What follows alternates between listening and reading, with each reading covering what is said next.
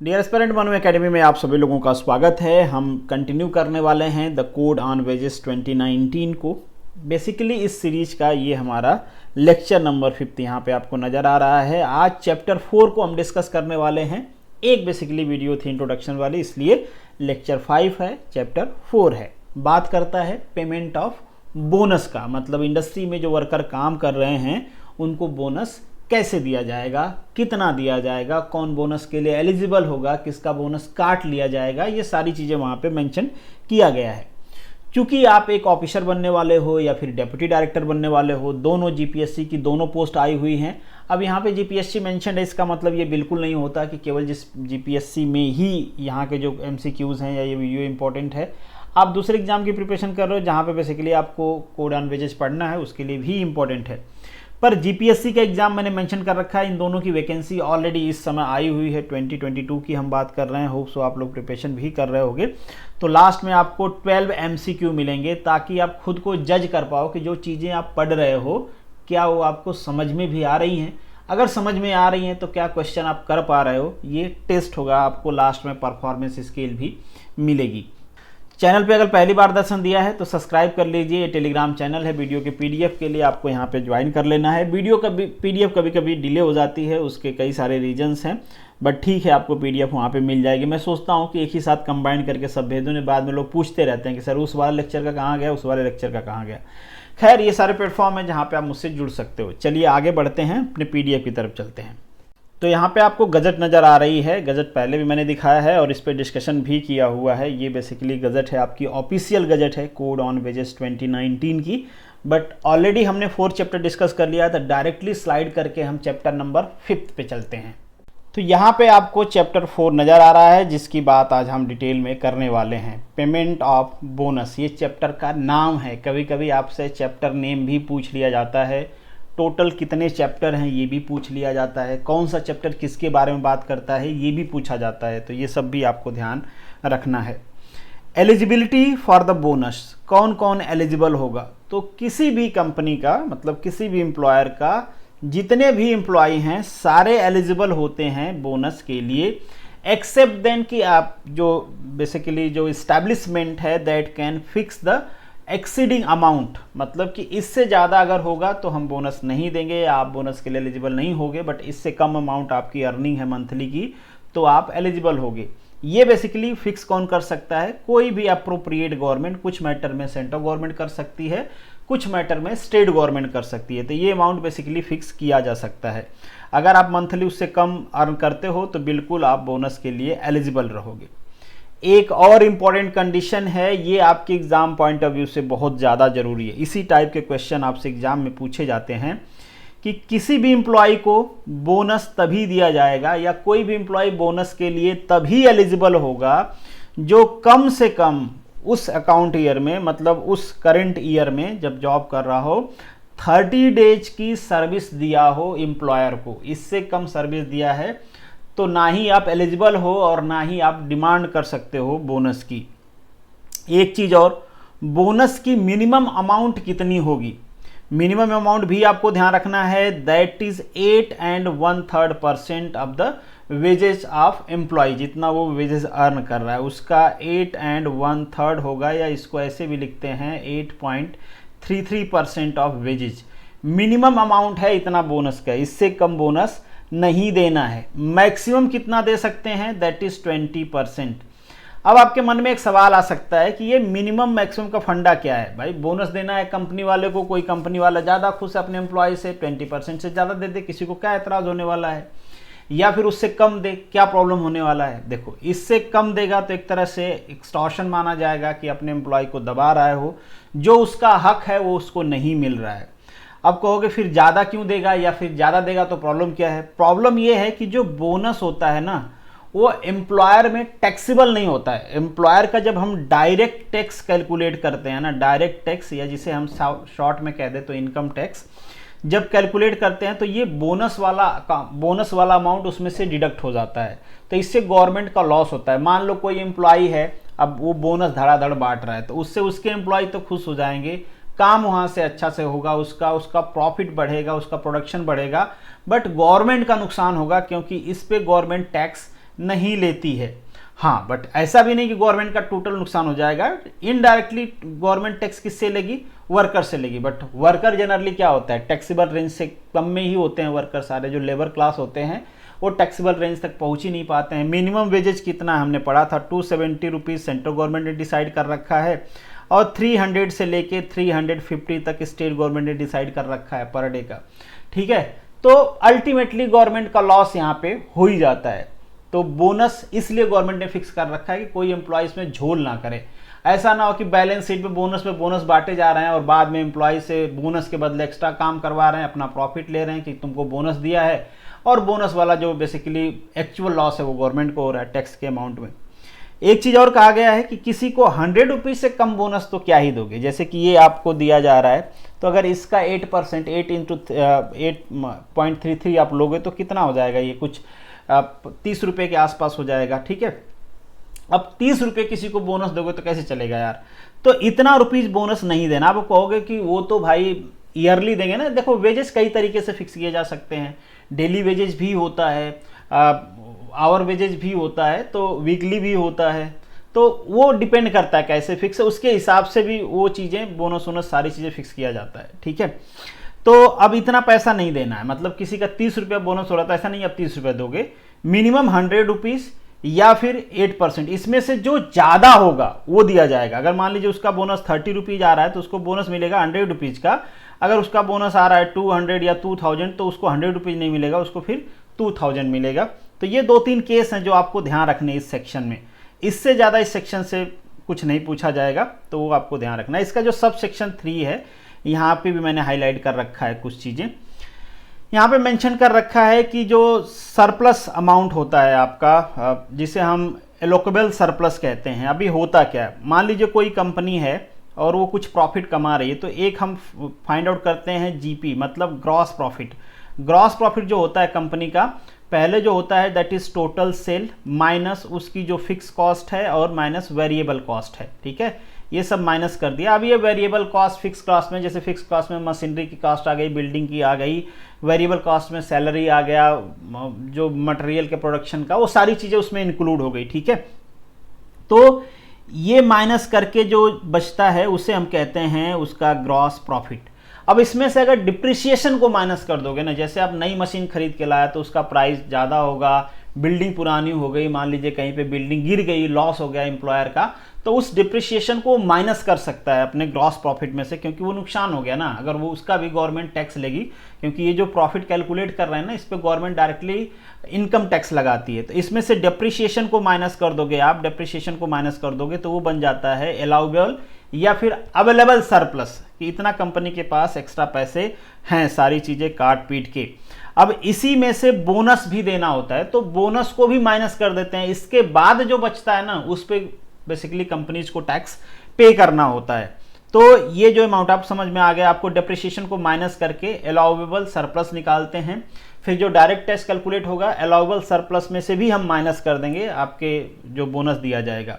हाँ, मगर ये है कि जिस अकाउंटिंग ईयर में बोनस अनाउंस कर दिया जाएगा कंपनी के एम्प्लॉयज़ के लिए, आपको चाहे बोनस मिला हो चाहे नहीं मिला हो तब तक, बट वो उसी अकाउंटिंग ईयर में टैक्सेबल हो जाएगा। ठीक है, मतलब आपको डायरेक्ट टैक्स उसका पे करना होगा। ये सारी चीज़ें। Bonus will shall be amount of the proportion of the wages earned by the employee during the accounting year subjected to the maximum 20% of the wages. ये चीज़ मैंने आपको पहले ही बता दिया, और जो एम्प्लॉयर है उसको बोनस देना ही देना है। ठीक है, मतलब ऐसा नहीं कि वो बोनस खा सकता है। चलिए, allowable surplus under this section, ये मैंने आपको ऑलरेडी बता दिया। 36 की बात कर रहे हैं वो, बेसिकली 36 बात करता है जो आपका सेट ऑफ और सेट ऑन बोनस होता है, वो मैं आगे बताऊंगा। मान लीजिए कि कभी बोनस देने के बाद भी पैसा बच गया कंपनी के पास, तो वो कैरी फॉरवर्ड हो सकता है। मान लीजिए अगली बार कंपनी को लॉस हो गया, तो अब कंपनी बोनस कहाँ से देगी, तो जो कैरी फॉरवर्ड होके आ रहा है सरप्लस, उससे बोनस दे देगी। और मिनिमम जो 8.33 वाला अमाउंट है वो तो उसको देना है। आप कहोगे कि मान लीजिए लॉस में ही जा रही है, तो लॉस में जा रही है तो बिल्कुल एग्जाम किया जाएगा बोनस को। बट ऐसी कंपनी फिर तो दिवालिया हो जाएगी, बंद हो जाएगी, लॉस में जा रही है, या तो लॉस में वो सच में जा रही होगी या फिर वहाँ पे हो रहा होगा घोटाला। तो बेसिकली और भी बहुत सारी चीज़ें, ऑडिट किया जाता है, इंस्पेक्शन किया जाता है, और आपका भी तो यही काम है कि आप जाके देखो। मतलब आप एज अ ऑफिसर कंपनी के जो बैलेंस शीट है उसकी डिमांड कर सकते हो, जहाँ पे सारी चीज़ें मेंशन होती हैं।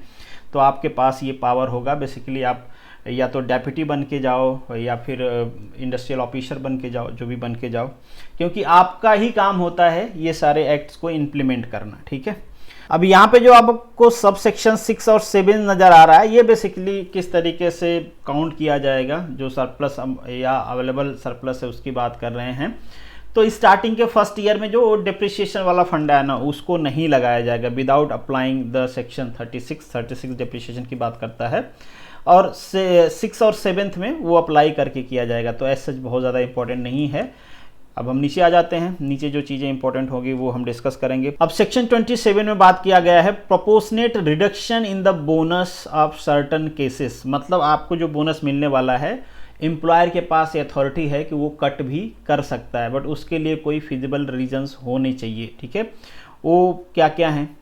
तो बेसिकली जो आपका सब सेक्शन 1 था, सेक्शन 26 जो इससे पहले हम बात कर रहे थे, अगर जितना दिन आपको काम करना है एम्प्लॉय का और जितना वेजेस आपका बनता है, अगर आपने उतना दिन काम नहीं किया तो उसी प्रोपोर्शनेट में आपका जो बोनस है वो कट कर दिया जाएगा। जैसे आप ईयरली आपका अकाउंटिंग ईयर मान लीजिए काउंट किया जाता है, अब मार्च टू मान लीजिए फेब काउंट किया जाता है, और उसमें आपको पूरा जितने टाइम काम करना था, जितने डे आपने काम नहीं किया उतने डे, तो एम्प्लॉई एथोराइज होगा कि उसी प्रोपोर्शनेट में जितना जिस हिसाब से आपके वेजेस घट हैं उसी प्रोपोर्शनेट में आपका बोनस भी कट किया जा सकता है।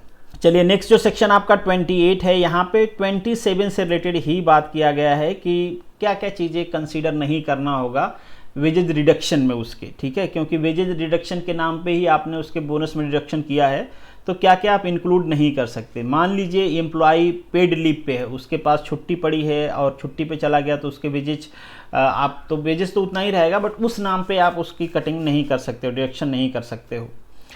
मान लीजिए कोई टेम्पररी प्रॉब्लम्स हो गई, उसके वजह से एब्सेंट है, मैटरनिटी लीव पे है, तो इस टाइप के प्रॉब्लम्स हैं जिसकी वजह से वो हॉलीडे पे है, तो आप उसका जो बोनस है उस बेसिस पे कट नहीं कर सकते एज पर द सेक्शन 27, जिसमें हम बात कर रहे थे कि अगर उससे कम काम किया है जितना उसको काम करना चाहिए तो आप उसका बोनस कट कर सकते हो। बट उसमें से ये 3-4 चीज़ें एक्सक्लूड किया गया है, तो ये थोड़ा सा आप ध्यान रखना, जो चीज़ें एक्सक्लूडेड है, स्पेशली जो मैटरनिटी लीव है, इसको तो ध्यान रखना है कि अगर कोई मैटरनिटी लीव पे है और वर्किंग डे कंप्लीट नहीं होता है उसका, तो क्या उसका बोनस कट किया जाएगा? तो जवाब होगा नहीं कट किया जाएगा। जो आपका सेक्शन 29 है डिसक्वालिफिकेशन फॉर द बोनस, कुछ बेसिस होते हैं, कुछ ग्राउंड होते हैं जिसके बेसिस पे आपको डिसक्वालीफाई कर दिया जाएगा कि आपको बोनस नहीं दिया जाएगा। जैसे आपने कोई फ्रॉड कर दिया है, कंपनी में बहुत सारे लोग होते हैं जो फ्रॉड करते पकड़े जाते हैं, या आपका नेचर वायलेंट हो, आप मतलब झगड़ा करवा देते हो, लड़ाई करते हो, चोरी करते हो आप, या फिर मतलब सेक्सुअल हरासमेंट करते हो आप, किसी की भी बात कर रहे हैं ना, ऐसा नहीं कि सेक्सुअल हरासमेंट तो बस हमेशा मेल ही करेगा, फीमेल भी करती है तो उसका भी कट किया जाएगा। जेंडर डिस्क्रिमिनेशन नहीं चलेगा। हालांकि जनरली ऐसा देखा नहीं जाता है, हमेशा हरासमेंट इन जनरल हम बात करें तो फीमेल का ही होता है। चलिए, जो आपका सेक्शन 30 है ये बात करता है establishment to be include department undertaking and the branches. मतलब इन शॉर्ट ये कहा गया है, पूरे सेक्शन को आप रीड आउट कर लेना, कि मान लीजिए कोई इस्टेब्लिशमेंट है और उसके अंडर में ढेर सारी ब्रांचेज रन हो रही हैं, अगर उनका बैलेंस शीट सेम है, उनका अकाउंटिंग ईयर सेम है, तो वो इंटीग्रल पार्ट मानी जाएंगी और सबका जो बैलेंस शीट है वो साथ कंसिडर किया जाएगा। ठीक है, हाँ, अगर उनका अकाउंटिंग ईयर अलग है, उनकी बैलेंस शीट सेपरेट है, तब उनको एक सेपरेट एंटिटी माना जाएगा। अदरवाइज पूरे कैलकुलेशन के लिए, चाहे वो बोनस कैलकुलेशन हो, अलाउबल सरप्लस हो, डायरेक्ट टैक्सेस हो, मतलब इस एक्ट के जितने भी चैप्टर हैं उसको अप्लाई करने के लिए उसको एक सिंगल इंटीग्रल एंटिटी मान के किया जाएगा। नेक्स्ट जो आपका है 31, ये बात करता है payment of bonus out of allowable surplus. इससे पहले भी हमने डिस्कस किया इसके बारे में कि यहीं से ये दिया जाता है। अब यहाँ पे कुछ कंस्ट्रेन लगाया गया है कि जो अलाउबल सरप्लस है वो कितना हो सकता है। ठीक है, तो अगर आपकी बैंकिंग कंपनी है, मतलब फाइनेंस से रिलेटेड काम करती है, तो ये 60% होगा। बहुत इंपॉर्टेंट है, ध्यान रखना। कितना होगा ये? 60%। अगर बैंकिंग नहीं है तो ये कितना होगा? 67%। जो इसका सब सेक्शन 2 है, ये बात करता है कि जो ऑडिटेड अकाउंट होते हैं कंपनी के, नॉर्मली वो क्वेश्चन नहीं किए जाते हैं। ऑडिटेड अकाउंट मतलब क्या होता है कि कंपनीज अपना ऑडिट भी करवाती रहती हैं थर्ड पार्टी से, बेसिकली एक ट्रस्ट, एक कंसेंसस बिल्ड करने के लिए कि हमारे यहाँ पे कोई गड़बड़ी नहीं हो रही है। अब आप कहोगे कि थर्ड पार्टी वाले भी तो कर सकते हैं ना गड़बड़ी, पैसा लेके दिखा देंगे, जो उनकी ऑडिट में कमियां होंगी उसको छुपा लेंगे। हाँ कर सकते हैं, बट इससे उनका ट्रस्ट ब्रेकडाउन हो जाएगा मार्केट में और कोई उनसे ऑडिट करवाएगा नहीं। रिसेंटली आप लोगों ने सुना होगा, इंडिया में एक शो आता था शार्क टैंक, जिसके भारत पे के CEO आते थे। उसमें उनको कंपनी के भारत पे से रिमूव करने के लिए, क्योंकि उनकी फाइनेंशियल इनरेगुलरिटी में कहा गया था वो इन्वॉल्व हैं, तो कंपनी के ऑडिट करने की डिमांड उठ रही थी। तो जनरली इस तरीके के ऑडिटिंग किए जाते हैं कंपनी के। नेक्स्ट है आपका sub section 3, where there is any dispute regarding the quantum of bonus. कोई मान लीजिए डिस्प्यूट है कम ज़्यादा लेने देने के, तो जो अप्रोप्रिएट गवर्नमेंट होगी जिसके जुरिडिक्शन में वो आता है, जिसको नोटिफाई करेगी, जिस ऑफिसर को नोटिफाई करेगी, वो कंपनी के बैलेंस शीट को चेक कर सकते हैं और उसके हिसाब से जो भी advice, judgement, whatever that, वो कर सकते हैं कि कंपनी मतलब कितना दे रही है। मान लीजिए एम्प्लॉय कुछ और डिमांड कर रहे हैं, कंपनी को ज़्यादा बोनस देना चाहिए, कम बोनस देना चाहिए, ये सब किस पे डिपेंड करता है? ये सब डिपेंड करता है कंपनी के प्रॉफिट लॉस पे, ठीक है। तो वो ऑडिट करना या बैलेंस शीट देखना अथॉरिटी का काम होता है, उनके जुरिडिक्शन में आता है, वो देख सकते हैं। चलिए सेक्शन 32 की बात कर लेते हैं। बात करता है computation of gross profit. Gross profit के बारे में पहले मैंने बताया कि वो सब माइनस करके हम ग्रॉस प्रॉफिट उस तरीके से निकालते हैं। यहाँ पे बस इतना ही मेंशन है कि बैंकिंग हो तो सेंट्रल गवर्नमेंट उसके लिए कैसे कैलकुलेट करना वो बताएगी, और दूसरे भी हों तो सेंट्रल गवर्नमेंट प्रेस्क्राइब करेगी रूल्स रेगुलेशन। मतलब ये सेंट्रल गवर्नमेंट का जुरिडिक्शन है। कल को मान लो सेंट्रल गवर्नमेंट को लगता है नहीं कि ग्रॉस प्रॉफिट में ये चीज़ें एक्सक्लूड कर देना चाहिए, ये चीज़ें इंक्लूड कर देना चाहिए, तो उसके रिगार्डिंग रूल्स जब गवर्नमेंट इस सेक्शन में ऐड करेगी तो वो पावर यूज करेगी अपने सेक्शन 32 का, ठीक है। कोई मान लीजिए स्टैट्यूटरी ऑर्डर उसमें डाला जा रहा है तो सेक्शन 2 के हिसाब से डाला जाएगा for the gross profit calculation. Next है आपका कंप्यूटेशन ऑफ अवेलेबल सरप्लस। किसको कैलकुलेशन किस तरीके से किया जाएगा? तो जैसे कि मैंने आपको पहले बताया है वही चीज़ यहाँ पे मेंशन्ड है, और उसी तरीके से कैलकुलेशन पे आपके डायरेक्ट टैक्सेस भी होंगे।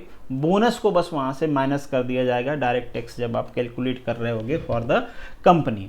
बाकी जो आपका अवेलेबल या फिर आप कह सकते हो अलाउबल सरप्लस है वो इसी हिसाब से कैलकुलेट किया जाएगा, जैसे कि मैंने इससे पहले आपको समझाया था। सम डिडक्शन जिसकी वो बात कर रहे हैं, बेसिकली आपके इनकम टैक्स एक्ट, जो मैं डिप्रिसिएशन की बात कर रहा था, वो माइनस कर देते हैं, वो बन जाता है आपका अवेलेबल सरप्लस, ठीक है। सेक्शन 30 मतलब सेक्शन 33 में जो ग्रॉस प्रॉफिट है उसमें से डिप्रिसिएशन को माइनस कर देते हैं। सेक्शन नंबर 35 है, ये एज सच आपके लिए बहुत ज़्यादा इंपॉर्टेंट नहीं है, क्योंकि ये फिर फाइनेंस से रिलेटेड ज़्यादा हो जाता है, तो कम चांसेज हैं कि इस सेक्शन से आपसे क्वेश्चन पूछे। Still calculation of direct taxes payable by the employer पे किया जाएगा, तो किस तरीके से कैलकुलेट किया जाएगा? तो जैसे कि मैंने पहले कहा कि ग्रॉस टैक्स में से आप अपना डिप्रिसिएशन माइनस कर देते हो, इसके बाद बोनस माइनस कर देते हो, फिर जो कंपनी का प्योर प्रॉफिट होता है उस पर टैक्स कैलकुलेट किया जाता है। यहाँ पे कुछ चीज़ें कहा गया है कि क्या क्या चीज़ें इंक्लूड नहीं होंगी आपका जो डायरेक्ट टैक्स इंक्लूजन होगा उसमें। अगर आपका किसी पर्टिकुलर प्रीवियस ईयर में, प्रीवियस अकाउंटिंग ईयर में आपका कुछ लॉस हुआ है और आप उस लॉस को करंट अकाउंटिंग ईयर में दिखा रहे हो, तो वो नहीं मानेंगे, प्रीवियस में ही आपको वो दिखाना चाहिए था। कोई एरियल दे रहे हो आप एम्प्लॉय को, पीछे का बकाया अभी दे रहे हो, तो उसको भी ये कंसीडर नहीं करेंगे। इस तरीके से कई सारी चीज़ें मेंशन किया है, बट वो सब हम नहीं देखने वाले हैं। आप देख लेना, कई सारी चीज़ें मेंशन है, ऐसा बहुत ज़्यादा इंपॉर्टेंट नहीं है। कोई रिबेट आपको नहीं मिलेगा रादर देन कोई डेवलपमेंट से रिलेटेड है, उसके अलावा और कोई छूट आपको नहीं मिलने वाली है।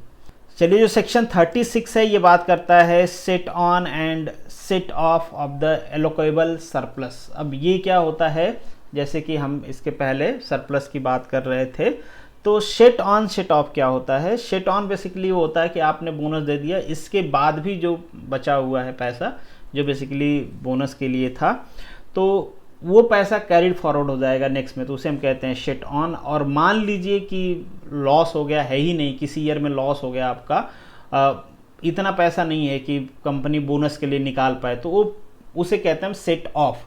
तो सेट ऑफ में पिछले अकाउंटिंग ईयर का जो सेट ऑन था, मतलब जो कैरी फॉरवर्ड वाला पैसा था, उसका हम यूज करके बोनस देते हैं। ठीक है, तो यही चीज़ें मैंने यहाँ पे हाईलाइट कर रखा है, जो आपको इन ब्रीफ समझा दिया हूँ। नेक्स्ट जो आपका 37 है, एडजस्टमेंट ऑफ द कस्टमरी और the interim bonus against the bonus payable under this code. मतलब कुछ और बोनस आपको दिया जा सकता है, एम्प्लॉयर आपको पूजा का बोनस दे सकता है, या कोई और फेथ, मतलब रिलीजियस फेथ या वैसी कुछ चीज़ें हैं, तो उससे रिलेटेड भी बोनस आपको दिया जा सकता है। जैसे आपने नहीं सुना है कि दिवाली बोनस दिया गया था, तो इस टाइप की चीज़ें आप सुनते रहते हो, तो वो बेसिकली दिया जाता है under the section 37, under the section 37। 38 बात करता है deduction of certain amount from the bonus payable. मतलब कौन सा अमाउंट का डिडक्शन, कितने अमाउंट का होगा। तो एम्प्लॉय के थ्रू मान लीजिए कोई फाइनेंशियल लॉस हो गया है एम्प्लॉयर का, अगर एम्प्लॉय ने कोई लॉस कर दिया, कोई नुकसान कर दिया एम्प्लॉयर का, तो एम्प्लॉयर के पास ये राइट्स होता है कि वो आपके बोनस से उतना पैसा डिडक्ट कर ले। ठीक है, चलिए नेक्स्ट जो आपका सेक्शन 39 है, ये बात करता है basically time limit for the payment of bonus. तो कोई भी अकाउंटिंग ईयर है, उसका जो आप कह सकते हो बोनस मिलने का पीरियड होगा, that is with in the 8th month. ठीक है, जो वो ख़त्म हो रहा है अकाउंटिंग ईयर, उसके 8 मंथ तक बोनस आपको दे देना है। क्या इसको एक्सटेंड भी किया जा सकता है? तो हाँ, कहीं पे अगर मान लीजिए सफिशिएंट रीजन है गवर्नमेंट के पास, एस्टेब्लिशमेंट के पास, तो उसको एक्सीड कर सकते हैं, बट कितना? Maximum 2 year. 2 ईयर से ज़्यादा एक्सीड नहीं किया जा सकता, या ऐसा नहीं कि आप कोई ना कोई रीजन देके अपने एम्प्लॉयज़ को बोनस ही नहीं दे रहे हो। ठीक है, वो आपको देना होगा। हाँ, कुछ रीजन है तो स्टेट गवर्नमेंट, सेंट्रल गवर्नमेंट या जो भी लोकल बॉडी है, एस्टेब्लिशमेंट है, वो उसको एक्सटेंड कर सकते हैं प्रॉपर रीजन से। Nothing not with stand anything contain in the sub section 1, जिसकी हमने यहाँ पे बात किया है।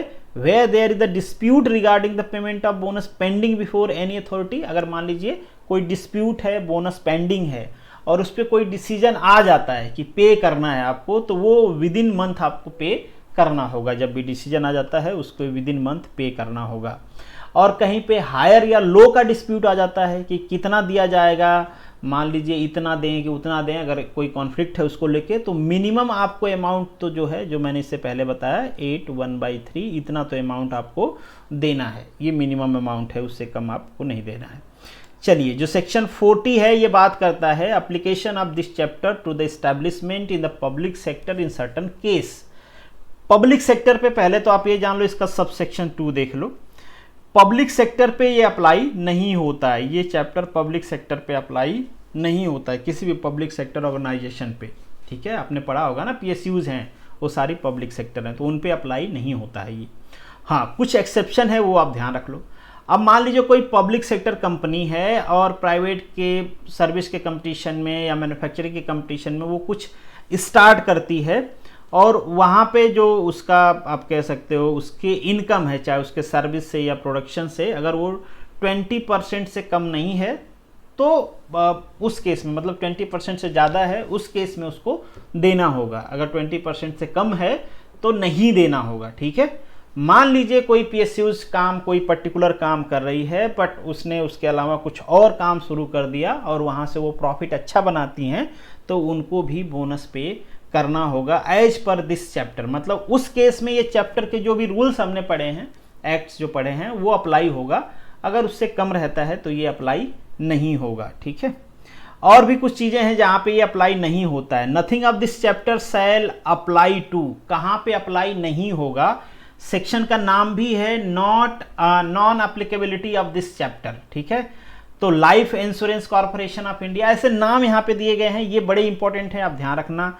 नाविक, इस पे अप्लाई नहीं होगा। डॉक वर्कर जो सामान चढ़ाते उतारते हैं पोर्ट पे, उनके ऊपर अप्लाई नहीं होगा।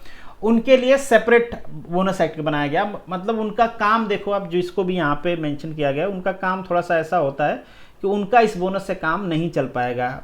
ठीक है, तो उनके लिए सेपरेटली बनाया गया है और वो जनरली ज़्यादा होता है इससे, ठीक है। Central government employee, state government employee, Indian red cross society या इस टाइप की और कोई इंस्टीट्यूशन है, लाइक ये ब्लड बैंक की बेसिकली बात कर रहे हैं, उससे रिलेटेड एनजीओज है, तो वैसी कोई एनजीओ है। यूनिवर्सिटी है या एजुकेशनल इंस्टीट्यूशन है, उसके ऊपर भी ये चीज़ें नहीं लगती हैं। हॉस्पिटल है, कॉमर्स, सोशल वेलफेयर इंस्टीट्यूशन हैं, इस टाइप की चीज़ों पे ये अप्लाई नहीं होती हैं। जैसे कि रिजर्व बैंक पे भी नहीं होता है, जैसे कि नहीं है, एडिशनली है। पब्लिक सेक्टर फाइनेंशियल इंस्टीट्यूशन पे नहीं होता है, तो ये इन सब चीज़ों को यहाँ पे एक्सक्लूड किया गया है, ये आपको ध्यान रखना है। इंटेंशनली जिनका नाम मेंशन्ड है, जैसे कि इंश्योरेंस कंपनी थी, रेड सोसाइटी थी, सेंट्रल गवर्नमेंट, स्टेट गवर्नमेंट, ये नाम ध्यान रखना, इस पे क्वेश्चन आ सकता है, ठीक है। यहाँ पे ये नाम भी ध्यान रखना कि बेसिकली कोई इनलैंड काम कर रहा है, तो ये सारी चीज़ें आपको ध्यान रखनी है। और बेसिकली जो प्राइवेट ऑर्गेनाइजेशन है, किस पे ये अप्लाई होगा, तो वो ऑर्गेनाइजेशन जहाँ पे 20 या इससे ज़्यादा लोग काम कर रहे हैं, वहाँ पे ये पूरा जो चैप्टर है वो एप्लीकेबल होगा। 20 या उससे ज़्यादा लोग, अगर उससे कम काम कर रहे हैं तो वहाँ पे एप्लीकेबल नहीं होगा। तो यहाँ पे इसको हम ख़त्म करते हैं, अब बढ़ते अपने एमसीक्यू की तरफ, ताकि आप खुद को टेस्ट कर पाओ कि आपकी परफॉर्मेंस कैसी है, आपकी समझ कैसी है और मेरे समझाने की समझ कैसी है, वो भी तो टेस्ट होगा। अगर मैं अच्छे से समझा ही नहीं पाऊंगा तो अब एमसीक्यू कहाँ से करोगे।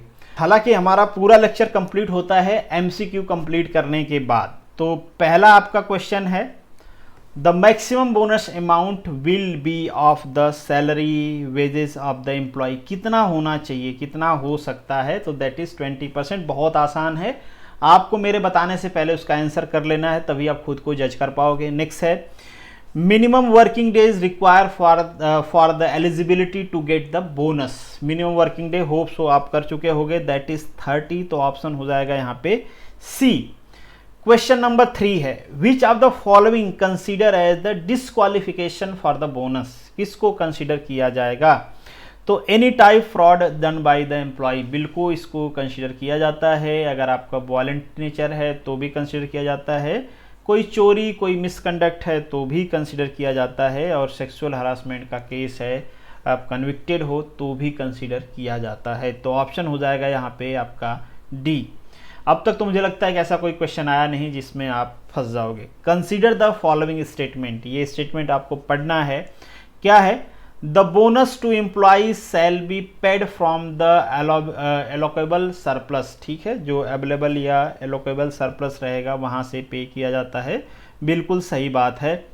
Allocable surplus is 60% for the banking, सही बात है। Allocable surplus is 67% for non banking establishment, सही बात है, ये भी सही है। फिर है आपका, bonus paid to the employee by the employer shall be included in the direct tax paid by the employer, तो ये गलत बात है ना। मतलब जो बोनस पे किया जाता है उस पे एम्प्लॉयर को टैक्स नहीं देना पड़ता है, वो एक्सक्लूड हो जाता है डायरेक्ट टैक्स से, ठीक है। इसमें इंक्लूड बोला है, एक्सक्लूड होता है वो, ठीक है। तो यहाँ पे आपका ऑप्शन 4 गलत है, बट यही नहीं पता हमको गलत वाला बताना है या सही वाला। यहाँ पे एक चीज़ ऐड कर लेना है, which of the following, which of the above statement is correct. मान लीजिए कौन सा पूछा गया आपसे करेक्ट है, तो 1, 2 एंड 3 करेक्ट हैं, तो ऑप्शन हो जाएगा यहाँ पे हमारा बी। चलिए नेक्स्ट जो क्वेश्चन है आपका, consider the following statement for set on and set off of the allocable surplus. पहला है, allocable surplus exceed the amount of the maximum bonus payable to the employee. हाँ, एक चीज़ और ध्यान रखना है यहाँ पे कि मैंने मैक्सिमम बताया था कि नहीं, मतलब जो मैक्सिमम बोनस दे सकते हैं, मतलब कितना दे सकते हैं, 20% ऑफ द वेजेज। तो 20% ऑफ द वेजेज से ज़्यादा बच रहा है तो उसे हम कहेंगे शिट ऑन, ठीक है, एलोकेबल सरप्लस हो जाएगा। और सेकेंड है आपका, amount carried forward to the set on which could be utilise for the purpose of the payment of minimum bonus, मतलब 8.1/3 किसी पर्पज बस नेक्स्ट काउंटिंग ईयर में किया जाता है, तो वो हो जाएगा आपका सेट ऑफ, ठीक है। तो ये दोनों बातें बिल्कुल सही हैं, तो यहाँ पे ऑप्शन हो जाएगा आपका सी। तो क्वेश्चन नंबर 6 है, maximum amount of set on allocable surplus is of the total salary of the wages of employee employed in the establishment. कितना होना चाहिए टोटल का, तो वो होना चाहिए आपका 20%, ठीक है, 20% होना चाहिए। नेक्स्ट है आपका जो, consider the following statement about the bonus paid to the employee. ठीक है। अब बोनस के बारे में बात कर रहा है। Any financial loss due to the misconduct by the employee can be compensate from the direction of employee bonus, सही बात है। Any employer can not pay any Puja bonus और अदर, नहीं पे कर सकते हैं, तो ये गलत है। तो यहाँ पे ऑप्शन हो जाएगा आपका ए। क्वेश्चन नंबर 8 है what is the time limit for the payment of bonus, कितना टाइम लिमिट दिया जाता है, तो वो होता है with in the period of 8 month from the closing of accounting year. Payment of the bonus can be extended for the maximum period, कितना time तक उसको एक्सटेंड किया जाता है विथ सफिशियंट और जेन्युइन रीजन, तो फॉर 2 ईयर, ठीक है, 2 साल तक कर सकते हैं हम। क्वेश्चन नंबर 10 है minimum amount of bonus paid to the employee for any accounting year is 8:1/3, मतलब 8 and 1/3, तो ऑप्शन हो जाएगा आपका 1। Question number 11 chapter 5 payment of bonus of the code on wages 2019 apply on, किस पे अप्लाई होगा, तो ऐसा इस्टेब्लिशमेंट जिसके पास 20 या उससे ज़्यादा पर्सन एम्प्लॉयड हो ड्यूरिंग द अकाउंटिंग ईयर, जिस अकाउंटिंग ईयर में उसकी बेसिकली बात किया जाता है, तो ये हो जाएगा आपका ऑप्शन 1। चलिए नेक्स्ट और लास्ट क्वेश्चन है हमारा चैप्टर 5, अगेन वही चीज़ है, कैन नॉट अप्लाई ऑन, किस पे अप्लाई नहीं हो सकता है। लाइफ इंश्योरेंस ये हमने देखा था नहीं अप्लाई हो सकता, central government state government employee और द सी मैन नाविक या फिर डॉक वर्कर, इन सब पे अप्लाई नहीं होता है। इसके अलावा भी काफ़ी सारे हैं, जैसे रेड सोसाइटी की बात हुई थी और इनलैंड की बात हुई थी, तो वो सब आप ध्यान रखना। तो यहाँ पे अभी के हिसाब से ऑल ऑफ द एबव है, तो डी ऑप्शन करेक्ट है। तो इसी के साथ इस वीडियो को ख़त्म करते हैं। यहाँ पे आपकी परफॉर्मेंस स्केल है, ये आंसर है, आप देख पाओगे कि आपने कितना सही किया, किस कैटेगरी में फॉल करते हो। तो this is the end of this video. Thank you so much for watching this video. पसंद आई है, यहाँ तक आए हैं तो बिना लाइक किए नहीं जाना है और उनको शेयर करते रहना है। चलिए गुड लक।